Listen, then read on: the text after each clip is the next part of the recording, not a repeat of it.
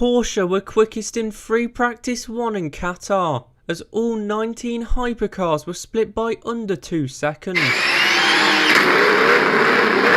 Matt Campbell set a 1:42.486 to go fastest, 2 seconds slower than the quickest time in testing. This is because high winds have blown sand onto the tarmac, undoing all of the rubber and grip laid down during the test. It was a strong session for Porsche, with the WEC mark locking out the top 5 in the leaderboard at times, but having to settle for a 1:35.67.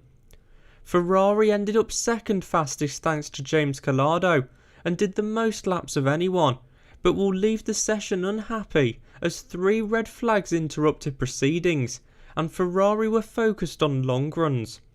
As were Cadillac Racing, who designated the entire session to Alex Lynn, and Peugeot Total Energies.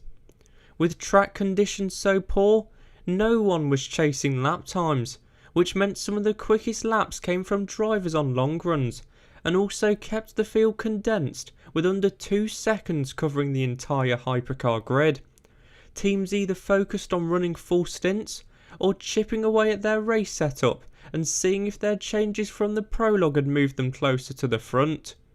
The most significant of the red flags was the final one, which brought the session to an early end, as Raffaele Marciello stopped at turn 2 in the number 15 BMW.